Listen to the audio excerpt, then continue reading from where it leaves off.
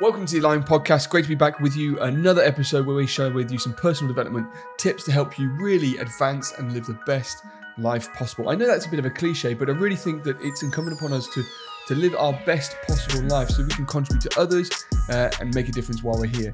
Now, I'm joined as always by my amazing co-host Lee. Great to see you. Hello, mate. How's things? Good, thank you very much. Good. You've worn the yellow hat for a while now. Have I? Oh, actually, there's two shades of this. Is there? Yeah, there's a brownie orange one and this one. Cool. How many hats do you have?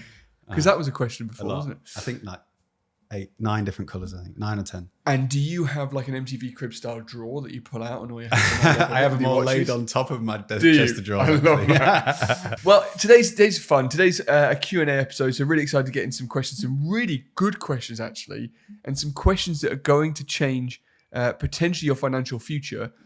So make sure you stay tuned for those. So we've got a couple of questions in from different people. The first ones are really on Bitcoin. So really, it's your area of genius. So I'll ask them, and hopefully you can give some good answers to people. So I suppose starting off simply, what's the best exchange for Bitcoin, and where's the best place to buy Bitcoin? Yeah. So what's the difference between buying and an exchange actually? So there is no really any difference. You when you exchange, an exchange is a place where you can exchange your fiat currency for cryptocurrency. So usually fiat currency is your currency in your country. Pounds, dollars. Yeah. Fiat is just any currency backed by government is a fiat currency. Yeah. And fiat actually means backed by government. I think it's Latin. This is a bit of a tricky question actually. So I use Coinbase as an on-ramp, but as you know, recently a lot of banks have stopped people from using all different exchanges. So this changes all the time. So a good thing to do would be to make sure your bank will let you buy crypto, and if they won't, open up a new bank that will, and probably just do a Google search to find out the best ones. I think Monzo, which is an online only banking service, I think they allow you to buy crypto. But I personally use Coinbase. Yeah. And that's because my bank allows me to link my bank and just transfer money straight into the account. But then once I've exchanged those pounds for Bitcoin or Ethereum, which are the two that I basically buy, I take them off and put them on a wallet.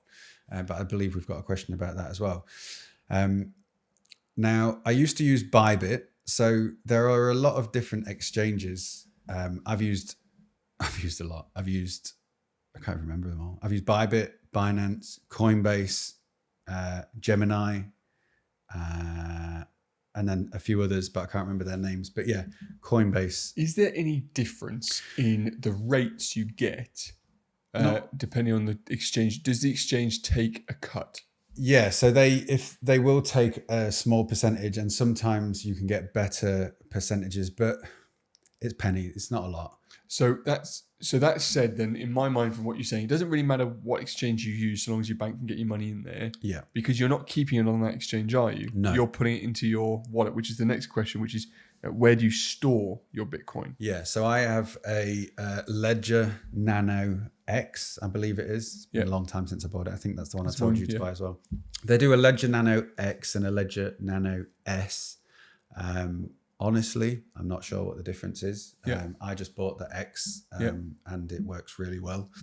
And what that does is you install a software on your computer. It's like a USB stick. You plug in a cable, plug it into your computer. But the way it's made safe is that it never actually connects to the internet. Yes. So once you transfer it to that storage wallet, you have a passcode. I think it's an 8-digit passcode. And then you have a word safe code thing as well, key phrase. And once it's on that storage device, it is safe. Mm-hmm. So Bitcoin, as of the 9th of August 2023, has never been hacked, but exchanges have. So there's a thing called Mt. Gox. I don't know if you've heard of it, but it's funny. It actually used to be a Magic the Gathering trading exchange. So Magic the Gathering's like a card game it's like a nerdy card game. I used to play it when I was a kid. My brother still plays it. And it got changed into a cryptocurrency exchange, and they had millions and millions of Bitcoin on there. And someone just robbed the lot. It was just, it was a massive thing way before Bitcoin was really commercialized and was popular, but the exchanges can get hacked. Yeah. So the majority of your crypto wants to be on a cold storage. Okay. Mine's hidden in secret places in my house. And do you have multiple cold stores? I only have one. I just have one. Do you worry that the cold store might fail? I don't, but it is a valid point. Yeah, you mentioned this on the previous episode. So probably, if you're stacking like big amounts, probably split it between them, and just keep it next to your shotgun. Yeah, just keep it next to your shotgun. Yeah. Perfect. Then that leads us into this final question on Bitcoin, which is a really interesting question actually, because obviously the Bitcoin market is going up and down. Mm-hmm. So most of us, we spoke about in the previous episode, dollar cost average. So you buy a little bit each week or each month, and the fluctuations in the market eventually go up, so you earn more money. Yeah. The question is, if you buy on the exchange, which I assume is on the market essentially, and then you put it in your wallet, does it still fluctuate in value, or is it locked in at the value that you drew it out? Yeah, no, it's not locked in. So this, I tried to touch on this at the end of the last episode, but I don't think I clarified it enough. But this is a question that I get loads of people ask me this. And the easiest way to explain it is with a full Bitcoin. So if you bought a full Bitcoin at the minute, it's £23,000, $29,000, somewhere around that mark. And you buy one full Bitcoin, so you've got one Bitcoin, and you take that one Bitcoin off an exchange and you put that one Bitcoin in your wallet, and you've got one Bitcoin. And then you forget about it for 5 years. And in 5 years, one Bitcoin is worth 5 million quid. You just take one Bitcoin and you sell it for £1 million. So it's just like cash, isn't it? Yeah. I got cash in my wallet, which is depreciable. It goes the other way. Yeah. I've got £20 now, which will buy me £20 worth of stuff. But in 10 years' time, that same £20 note is still a valid tender, but it'll buy me a penny sweet. Yeah. So if I've got 20 grand, should I just go and buy? Would you suggest I just go and buy a Bitcoin now? Or would you suggest that I spread that over time? I would suggest spreading it over time. Only because I think if you went and bought a full Bitcoin now and you had the guts and the balls to hold it for 5 years, then I would say it doesn't really matter. Yeah. But I know a lot of people, especially if they're just getting into cryptocurrency, and especially if they're just getting into Bitcoin, would buy that at 20 grand. And then it's $29,000. I work in dollars because at the moment, for a very short period of time, the dollar is the world reserve currency. Yeah. So it's $29,000, but I think it's going to drop before it goes up. So if you went and you bought $29,000, you bought one Bitcoin, it dropped to $15,000, a lot of people would shit themselves. They just I've just lost half my money. I don't want to lose it all, because whenever Bitcoin drops, everybody says it's going to zero. Bitcoin's going to zero, Bitcoin's going to zero. And everyone thinks, fuck, I'm going to lose all my money. Sell. And they've just lost half of their money. And it's like, don't do that. Just hold. And that's why I recommend that people dollar cost average. Because if you buy £1,000 worth now and it drops by half, you're more likely to hold that 500 until it comes back to £1,000 or further than you are if you put 20 grand in and it drops, because you will shit yourself. And I suppose that the game that you're playing maybe, and the game that I would think about, is that I'm actually just collecting money for the time when it becomes a tender that I use to exchange, like I use cash, instead of like an investment just to pull it all out, I suppose. Because you get taxed if you pull money out, don't you? Capital gains, yeah. Yeah. So the idea is, give your kids your Bitcoin. Yeah. Never sell it. Because the beauty of it is, yes, you get charged capital gains when you sell it back into fiat currency. But if you buy X amount of Bitcoin now, and in 5 years' time it's worth £1 million, just go and borrow money against your Bitcoin and get it tax-free. Yeah. So you use your Bitcoin as collateral, so you never have to sell your Bitcoin. Yeah. And then in theory, by the time you need to pay back, it will have gone up. Yeah. And the profits that you've made on your Bitcoin will cover the cost of your, and it won't be through banks. So DeFi is a thing called decentralized finance. And there are already companies who will give loans against your Bitcoin, which I do not recommend now because it's too volatile. Yeah. But eventually it will be like the pound, where it's just not as volatile. Mind you, the pound's crashing, but eventually it will stabilize. Yeah. And if you buy now while it's volatile, Like that, this is the risk. If you want to make money on Bitcoin and you want to make a good investment for the future and you want that payoff, you have to buy when it's volatile. It's really interesting the way you're talking about leaving it for your kids as well. It's the same with property. Like if you're really thinking about wealth generation, it's not, I'm going to earn as much money until I'm 60, then take it all and go. Mm-hmm. It's actually, how is this going to compound forever?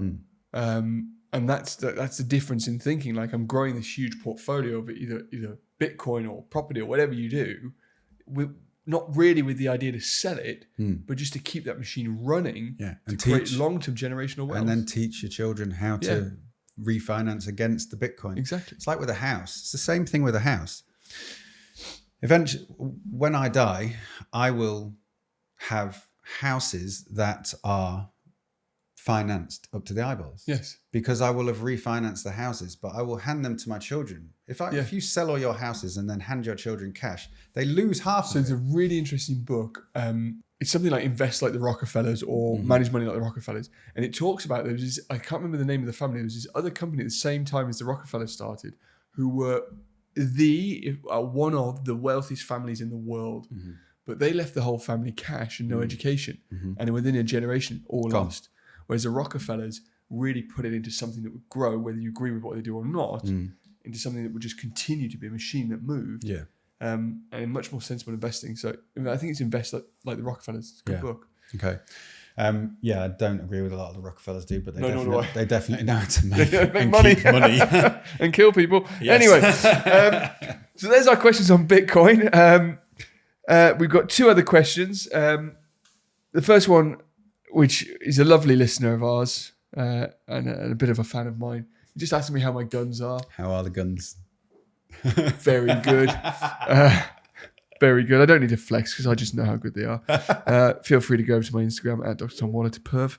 And then, Lee, next question is, what coffee are we drinking on the show? Like, you just made me a coffee today.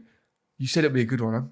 I'm wired. Yeah, that's a good coffee. Absolutely wired. Because the portafilter in that machine's massive. It takes a big 58ml portafilter. But the coffee that we use is 7 Districts. Yeah. 7 Districts is a local roastery on Welton Top. They've actually got a shop at Welton Top. They've got a shop in Netlham, and they've just opened one up near the Bailgate, where the cricket club is, I think it is. Yeah. And their coffee is amazing. It's a really good coffee shop. Everyone keeps telling me to pop up at Welton. Yeah. Yeah, go to it. Is it? Beautiful coffee shop. Yeah, it's really, really nice. And they've got like the roastery you can see through the glass, and it's all in the back, and they've got like a coffee garden. But it's like really nicely done, really nicely styled. And coffee's a new alcohol, isn't it?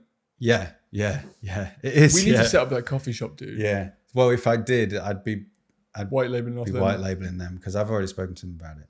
And they're really cool people at 7 Districts as well. So sending all the love to 7 Districts. Go and check them out. They've got a website as well. I think they do a subscription service, and their branding's just really cool.